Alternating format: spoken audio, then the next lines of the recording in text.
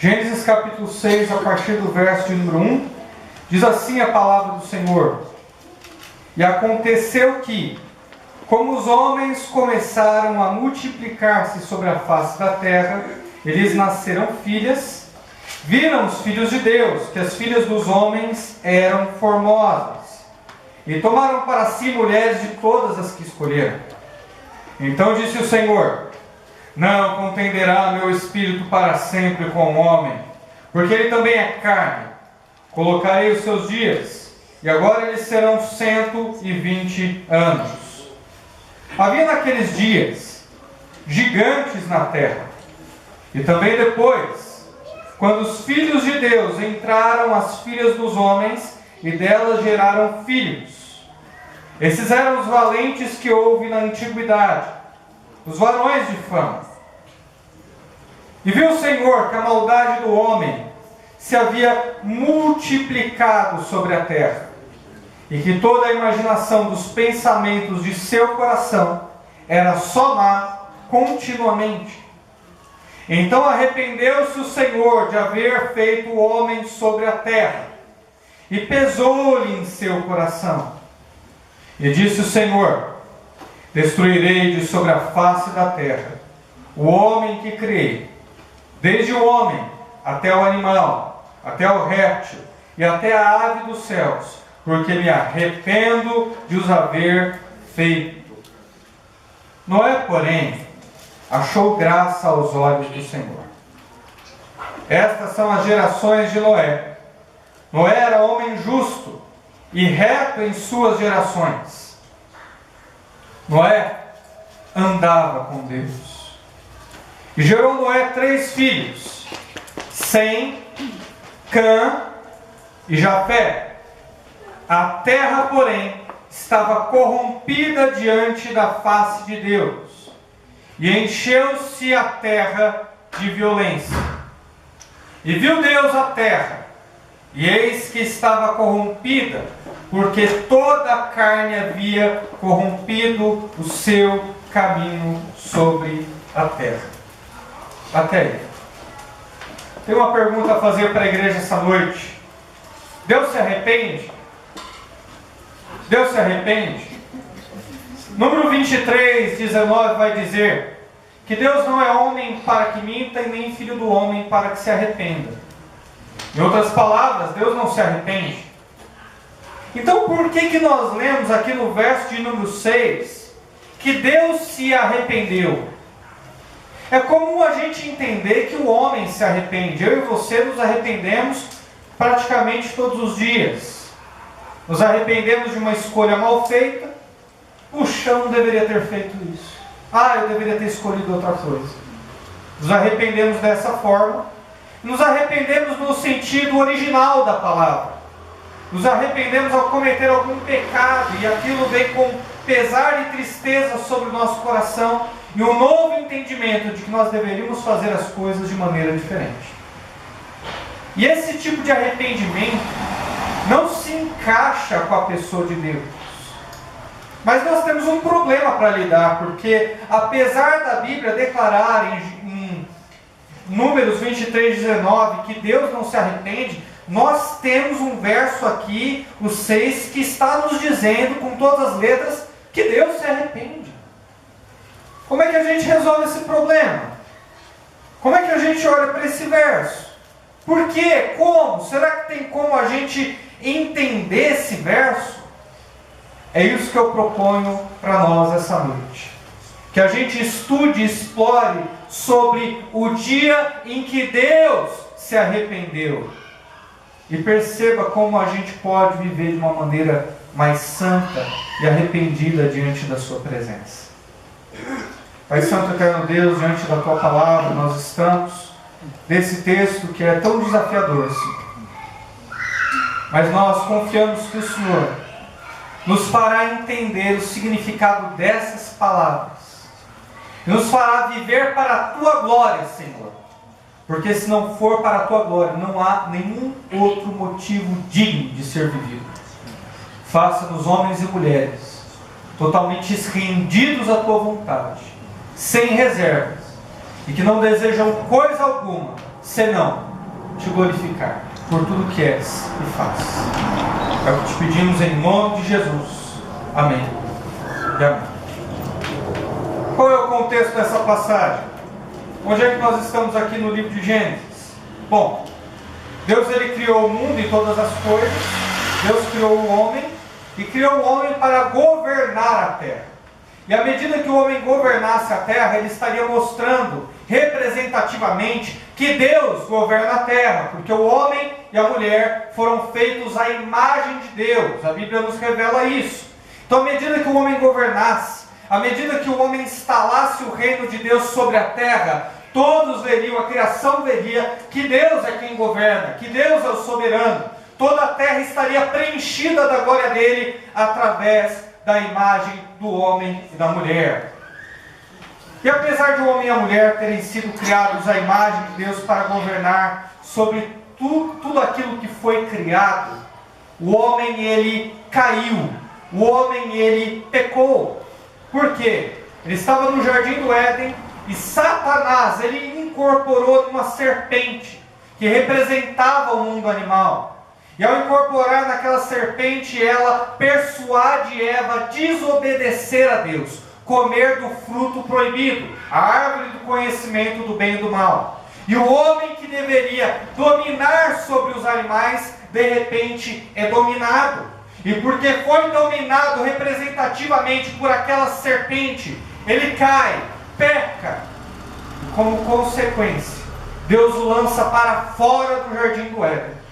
Os animais que obedeceriam facilmente os comandos de Adão e os comandos de Eva, agora eles só serão dominados através da força, da violência, da inteligência, das habilidades humanas. A terra que facilmente daria o seu fruto, que seria de fácil e simples cultivo, agora ela seria arada com suor, com trabalho, com força, com esforço. Todo o meio criado se desequilibrou por conta do pecado do homem, que cobiçou uma posição que não era dele, querendo ser igual a Deus, e agora ele deveria enfrentar as consequências do seu pecado. É aí que nós estamos. Adão e Eva já fora do jardim, caídos, pecadores, têm 2 filhos, Caim e Abel. Caim sendo mais velho. Certo dia os dois vão sacrificar diante de Deus, e a oferta de Abel ela é aceita, enquanto que a oferta de Caim não é aceita. Então Caim, invejando o irmão, invejando a sua oferta, ele vai lá e assassina o seu irmão, cometendo então o primeiro homicídio. As coisas não melhoram de lá para cá.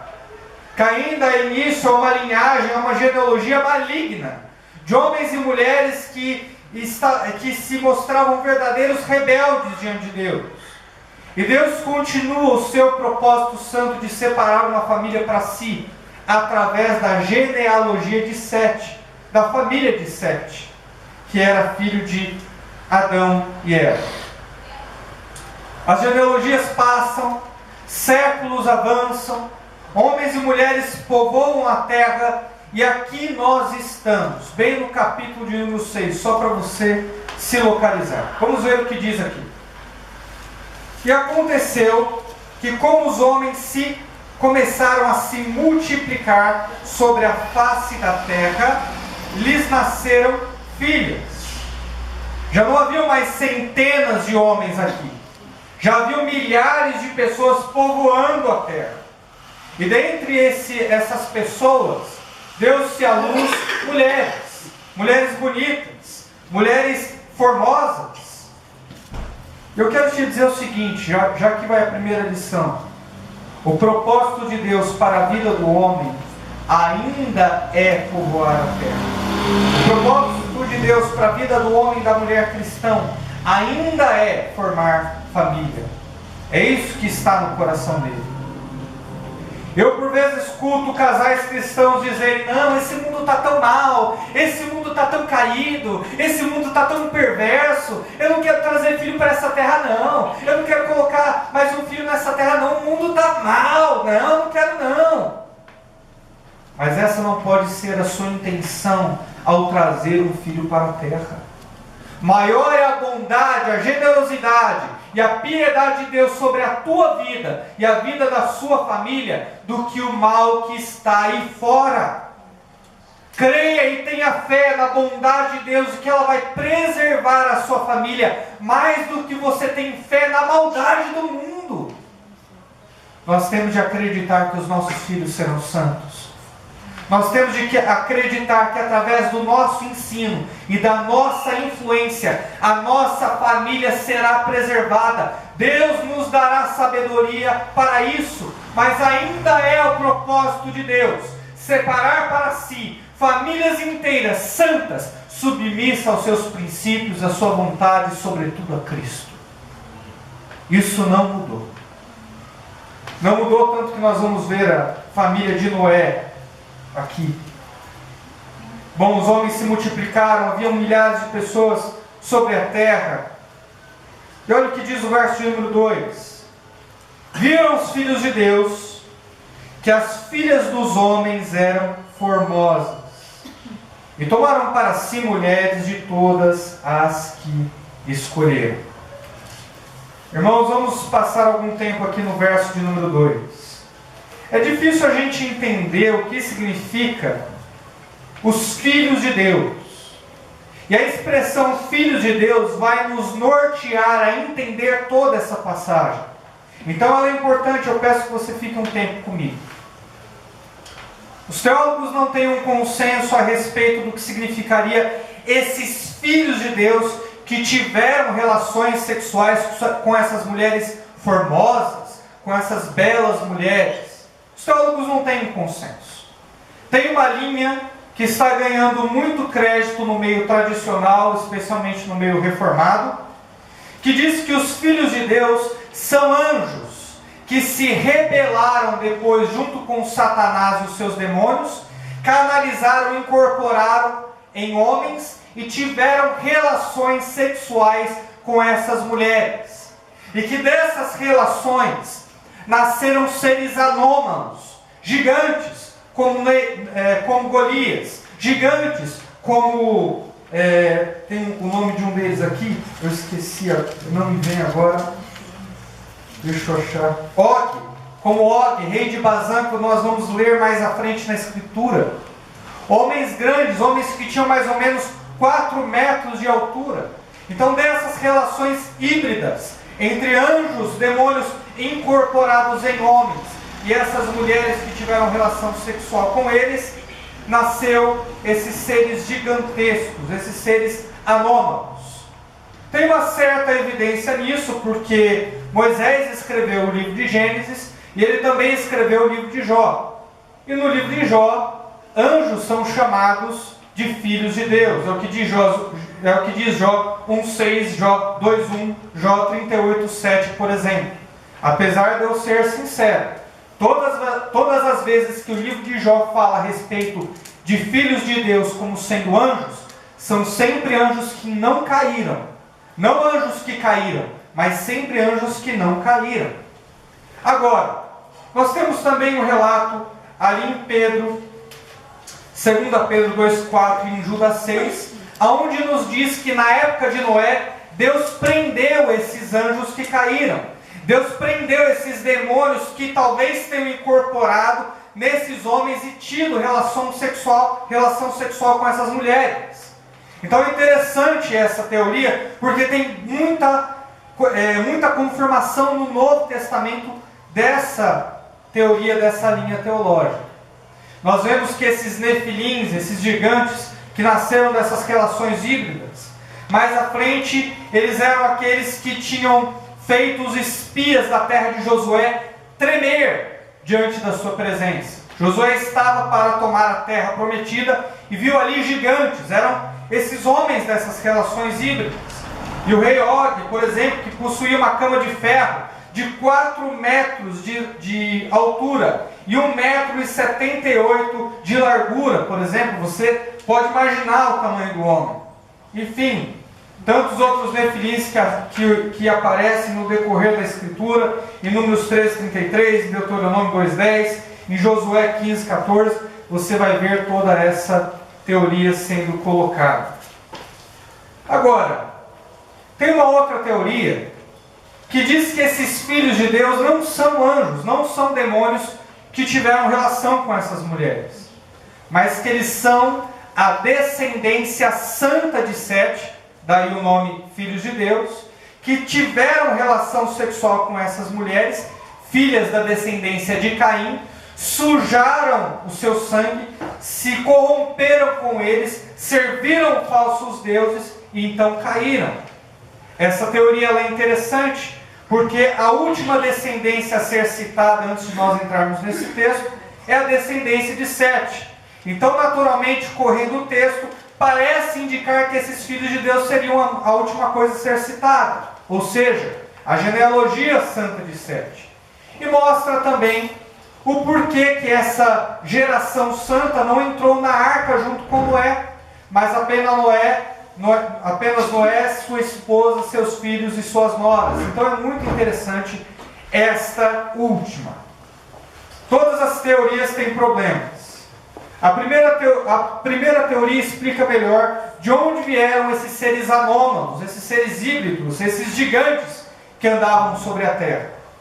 A segunda teoria, da descendência de Sete, não explica isso. Nós não sabemos como esses seres surgiram. Mas eu devo ser sincero, o texto afirma aqui que antes dos filhos de Deus terem relação sexual com essas mulheres, esses seres anômalos já existiam. Parece que depois dessa relação, houve mais frequência de bebês anômalos, houve mais frequência de bebês que nasciam de alguma forma mutantes. Mas só para você entender o tamanho do nosso problema. Como é que a gente faz aqui? Quando a gente chega em uma encruzilhada, onde as duas teorias parecem ser muito boas, onde as duas têm certa base bíblica, e onde as duas você tem teólogos muito bons, defendendo uma tanto de um lado como de outro lado, não é nem maioria, parece que essa teoria está bem dividida, 50% dos estudiosos dizem uma coisa, e 50% dos estudiosos dizem outra. Como é que a gente faz? Eu aprendi com um homem de Deus que você não deve conhecer, chamado Paulo Júnior. Ninguém conhece aqui. E esse homem de Deus, ele me disse o seguinte, que quando nós chegamos em uma encruzilhada como essa, nós devemos acreditar na teoria que mais vai nos santificar. Na teoria que mais vai trazer benefício espiritual para nós. Sendo assim, então, olhando para esse verso, eu creio que a teoria que vai mais trazer benefício espiritual para as nossas vidas é a teoria da descendência de Sete. Porque o diabo ele já está amarrado. O diabo ele já está sob o domínio de Cristo Jesus. Apesar de nós devermos estar vigilantes, ele não assusta mais. Ele é um leão sem dentes. Ele foi derrotado pelo próprio Cristo. Mas quando eu leio que é a descendência de Sete, então eu sou desafiado a viver. E tem lições aqui a serem aprendidas. O que eu posso aprender? Toma cuidado com quem você vai casar. Você pode ser um homem de Deus santo. Você pode ser uma mulher de Deus santo. Mas se o seu noivo ou a sua noiva não teme a Deus, termine com o teu noivo e termine com a tua noiva. Vai trazer maldição sobre a tua vida. No sentido de que você não vai conseguir se santificar como se deve. Você não vai conseguir buscar pureza. Você não vai conseguir criar os seus filhos em um lar santo, porque sempre vão ter a influência de um pai maligno ou de uma mãe maligna. Você não vai conseguir colocar os princípios de Deus, os propósitos de Deus. Toda a genealogia de Sete, pessoas que estavam à esquerda e à direita da família de Noé, tios, primos, sobrinhos, etc. Toda essa gente que foi corrompida em sensualidade pelas mulheres de Caim, não entraram na arca e não se salvaram. É isso que pode acontecer com você. É isso que pode acontecer com seus filhos.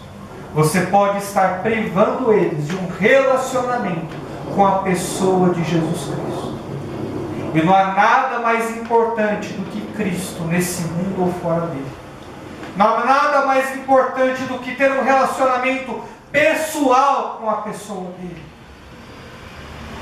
O seu noivo teme a Deus? Ele busca, ele ora, ele jejua, ele lê a Escritura, ele tem piedade. E a tua noiva faz boas obras, teme a Deus? Sobre o que ela gosta de conversar? Sobre espiritualidade ou sobre o que aconteceu na novela a semana passada? Com quem você vai casar determina o que você vai ter em casa.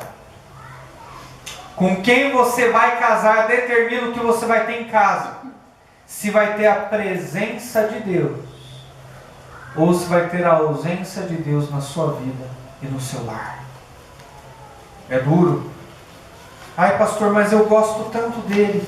Mas você tem que gostar muito mais de Jesus Cristo. Ai, pastor, mas eu amo tanto ela. Mas você tem que amar muito mais a Jesus Cristo.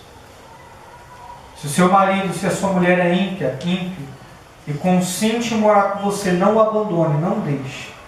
Mas se você é namorado, namorada, noivo, noiva, ainda dá tempo de ter um relacionamento debaixo da presença de Deus. Não faça isso com a sua vida. Nós ouvimos falar de tanta gente piedosa, rica em boas obras, que temia a Deus, e aí se casou errado, e de repente a sua vida virou de ponta cabeça. Não podia mais trazer os filhos na igreja, não podia mais desfrutar da presença de Deus, não tinha forças para fazer um devocional. Com certeza, não é isso que você quer para a sua vida. Irmãos, vamos continuar o verso. Então disse o Senhor, no verso de número 3: não contenderá o meu espírito para sempre com o homem, porque ele também é carne, porém os seus dias serão 120 anos. O Espírito de Deus estava sobre a terra, convencendo o homem do pecado, da justiça e do juízo. Mas o coração do homem, duro como era, feito como pedra, recusava-se a ouvir a voz de Deus, recusava-se a se converter, recusava-se a ter arrependimento em seus caminhos. Deus esperou 969 anos para que aquele povo todo se arrependesse. Ele espera 969 anos usando Matusalém como ponto de ilustração para que aquele povo possa se arrepender dos seus maus caminhos. E aquele povo permanece militando contra o Espírito de Deus. Aquele povo permanece de coração duro, rejeitando. Faziam armas para matar o semelhante. Faziam poesias para ilustrar o próprio pecado. Caíam em sensualidade, se inflamavam em pecado uns com os outros. Era um povo tão duro que se recusava a ouvir a palavra de Deus. E Deus, paciente como era, Ele espera mais 120 anos. Por isso que Ele reduz a idade do homem para 120. Isso é intencional. Porque depois desse período você conta 120 anos. É o tempo que Noé entrou na arca. Exato. Nem um mais, nem um menos. Deus espera mais 120 anos para que aquele povo se arrependa. 120 anos para que aquele povo possa observar arrependimento em seus caminhos. E aquele povo não deseja. E aquele povo não quer. A genealogia santa de Sete havia se corrompido. A genealogia santa de Sete, que deveria mostrar para aquela civilização inteira o que era servir a Deus, o que era ser santo, ela mesma havia desistido dos caminhos do Senhor. Quanto mais o restante da descendência maligna de Caim não fazia. Mas Deus é paciente, não? Deus ele espera tanto para que um povo se arrependa. E você quer que os seus parentes se arrependam amanhã. Deus ele prega, Deus usa Enoque, Deus usa Lameque, Deus usa Noé, Deus usa Matusalém, gerações de homens piedosos que transmitem a mensagem do Evangelho, para que aquele povo possa ouvir a sua voz. E você é impaciente, Você fala, é pecadora, não quer se arrepender, não teme a Deus, você fica bravo e você se ira. Esquece do quanto Deus foi paciente antes de trazer o seu juízo sobre a terra. E mais do que isso, você se esquece do quanto que Deus foi paciente com você para trazer você aqui. Você também não queria. Você também não desejava. Você também tinha um coração duro. Mas Deus, no seu tempo, o tempo que mais lhe traz glória, arrebata você para Ele mesmo. Traz você para perto da sua presença, mostrando para a tua família e para toda a tua geração as riquezas da sua misericórdia, as riquezas da sua graça, trazendo um pecador, pecadora como você para Ele. Mas você não pode esperar. Você é importante demais para ser paciente. A pregação do Evangelho, ela deve ser misturada à paciência e ao amor. Caso contrário, você coloca toda a tua pregação a perder. Deus compara a pregação do Evangelho a uma semente. E semente leva tempo. Tem a estação certa. Mas ela germina, irmãos. Ainda mais quando é Deus, o grande agricultor, que dá o crescimento. Seja paciente com os teus familiares. Seja paciente com os teus amigos, com os teus colegas de classe. Paciência está no coração de Deus. E Ele quer que você também o seja. Ele quer que você também prove o que é ser paciente. Vamos continuar aqui.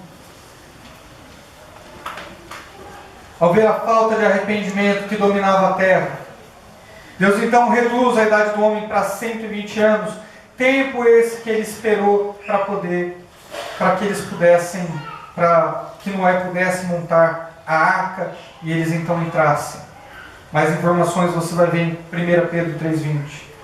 Uma sociedade caída, uma sociedade que, como eu já disse, usava as artes para promover o pecado, que se deleitava na bigamia, uma sociedade que produzia um instrumento só para se rebelar contra Deus. Era essa sociedade que Deus estava olhando.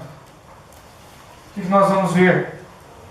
O próximo verso, de número 4, diz: havia naqueles dias gigantes na terra, nefilins, e também depois, mas existia antes, quando os filhos de Deus entraram nas filhas dos homens, ou seja, tiveram relações, e delas geraram filhos. Esses eram os valentes que houve na antiguidade, os varões de fama, guerreiros de grande altura, de grande força, robustos, que usavam todas as suas habilidades para se rebelar contra Deus, para assassinar, para matar, para caçar outros seres humanos. Era esse o caos que havia se instalado. Agora, olha para você um instante. Você anda em falta de arrependimento? De que lado você está? Você está do lado da família de Noé ou você está do lado daqueles que não querem ter arrependimento na sua vida? A Bíblia nos mostra que uma civilização inteira que havia se corrompido, até os bons haviam se corrompido. Que é importante você analisar para saber de que lado você está. Vamos peregrinar, vamos continuar um pouco mais. Olha o verso de número 5. E viu o Senhor que a maldade do homem se multiplicara sobre a terra, e que toda a imaginação dos pensamentos de seu coração era só má continuamente. Caos, pecado, malignidade, trevas. Era esse o retrato dessa civilização. E aí o Senhor que observa, o Senhor que é onisciente, que tudo vê, olha o 5. Viu o Senhor que a maldade do homem se multiplicou sobre a terra. Quanto mais o homem se multiplicava, mais a maldade se multiplicava. Todos os filhos, todas as gerações, todos os bebês que nasciam eram pura maldade. toda imaginação, toda quer dizer completo, não sobra um, tudo, toda imaginação é o quê? Que ultrapassa a fronteira do pensamento, é o limite que pode ir o pensamento de um homem. Imaginação tem que ver com sonho, com projeção. Toda a imaginação dos pensamentos, até onde a mente conseguia alcançar, do seu coração, da vontade, era só má. Não tinha nada de bom, não tinha nada que se aproveitasse. Era só podre, e era só má em uma escala contínua e progressiva. Era só má continuamente, progressivamente mal, progressivamente corrupto, progressivamente caído. Era esse o retrato dessa civilização. Esse é o retrato da civilização que nós temos hoje. Não pense você que a nossa sociedade é de alguma forma melhor do que essa sociedade que está apontada aqui. Se Deus não destrói essa sociedade, é porque Ele prometeu a si mesmo que não destruiria com água. Mas não se engane, haverá um juízo. Pode demorar, pode tardar, mas não falhará. Virá um juízo sobre a terra contra toda essa maldade que eles chamam de bem. Você consegue imaginar isso? Um agricultor que planta tomates com carinho, que rega, que aduba, e passa o tempo, ele observa que toda a sua plantação de tomates está completamente podre, que não há caminho de volta, que não há o que fazer para que eles possam crescer de maneira apropriada, que não há o que fazer para que eles possam dar nutrição a quem come, para que eles se tornem saudáveis a quem ingere. Não há. Era esse o sentimento que estava no coração de Deus ao observar a humanidade. E se você for honesto mesmo, talvez você olhe para você e diga: pastor, não é a sociedade não, eu sou assim, todos os meus pensamentos são só maus continuamente, eu sou assim, esse é o meu retrato, pastor. Eu estou em casa, eu penso em pornografia, eu penso em besteira. Pastor, você não sabe, eu me faço de bonitinho, de bonitinha, mas eu sou egoísta, eu sou mentiroso, eu faço com que irmãos briguem entre si, eu guardo rancor, eu sou bravo, eu sou brava, eu não consigo perdoar, pastor, eu sou mau, eu sou perversa. Esse é o meu retrato, pastor.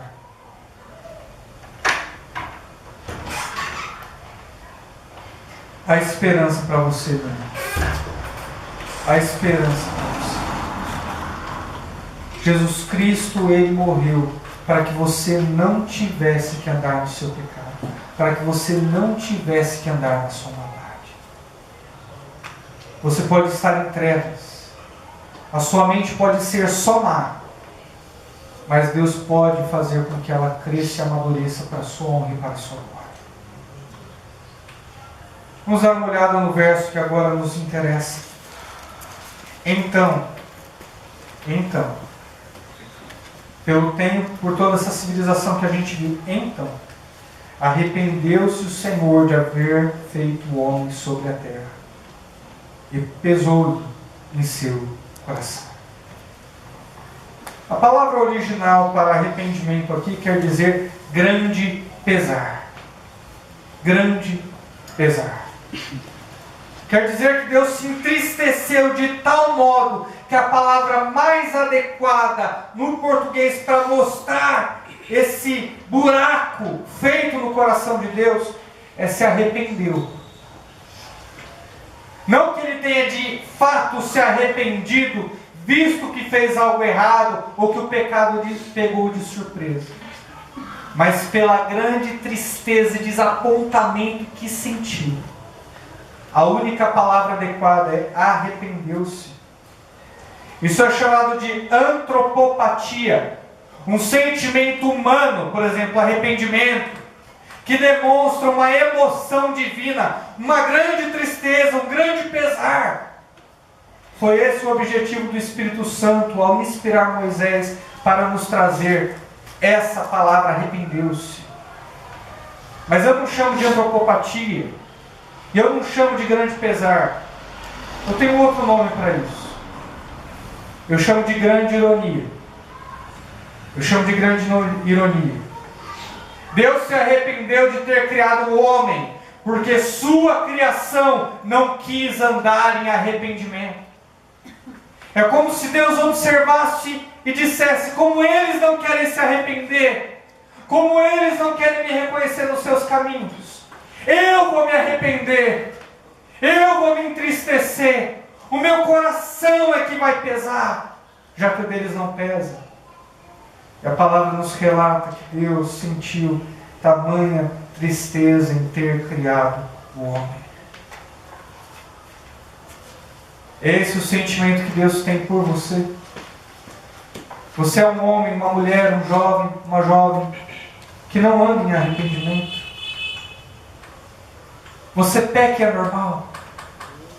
Você peca e é comer pipoca, é só mais uma, mais uma, não serve para nada, você não tem, a sua mente está cauterizada. Esse é o teu retrato.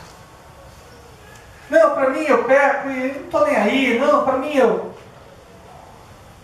Você causa arrependimento no coração de Deus. Ele olha para você e fala: eu não criei para isso, eu não a criei para isso. A sua falta de arrependimento traz um buraco, uma tristeza no coração de Deus. Pense, reflita. O verso de número 7 nos diz: e disse o Senhor: destruirei de sobre a face da terra o homem que criei, desde o homem até o animal, até o réptil e até as aves dos céus, porque me arrependo de os haver feito. Até mesmo os animais, até mesmo a criação que deveria ser dominada pelo homem, sofreu por causa do pecado da humanidade. Sofreu as consequências de um povo que se afastou de Deus. Mas parece que não estava tudo perdido. A história tem um outro lado. Essa moeda tem dois lados. O verso de número 8 diz que Noé, porém, achou graça aos olhos do Senhor. Deus, de toda aquela genealogia de Sete, uma genealogia, uma família que decidiu se afastar, Ele preservou um santo para si. Ele tomou para si um homem chamado Noé. E esse homem achou graça aos olhos do Senhor. A palavra Noé, ela quer dizer consolo. A palavra Noé, ela quer dizer descanso. E o propósito de vida de Noé, em meio a toda aquela civilização, era trazer verdadeiro consolo e descanso diante de Deus. Verdadeiro descanso, verdadeiro consolo diante de um Deus que se entristecia, que se arrependia pelo pecado do homem.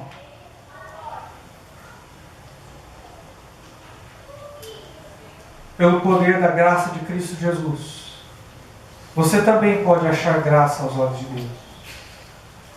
Você também pode encontrar graça aos olhos de Deus. Pelo poder que há na cruz, você se arrependendo do seu pecado, você pode chamar a atenção dele para si e evidenciar o teu amor pela divindade e mostrar o teu amor pela pessoa de Deus.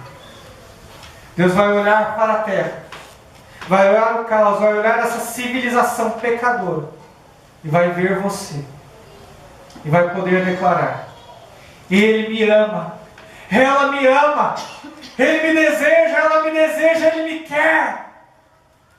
Você pode achar graça aos olhos de Deus. É verdade que nós não somos numerosos, nós nunca seremos numerosos. Como a família de Noé não era numerosa. Verso 9, essas são as gerações de Noé.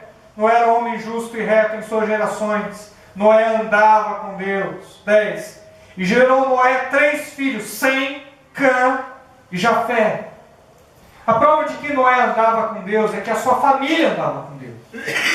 A prova de que Noé ele temia Deus era que os seus filhos temiam a Deus.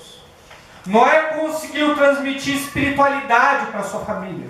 Noé conseguiu transmitir relacionamento com Deus para os seus filhos. Aquela pequena família estava protegida por conta da espiritualidade de Noé, por conta do ensino dele.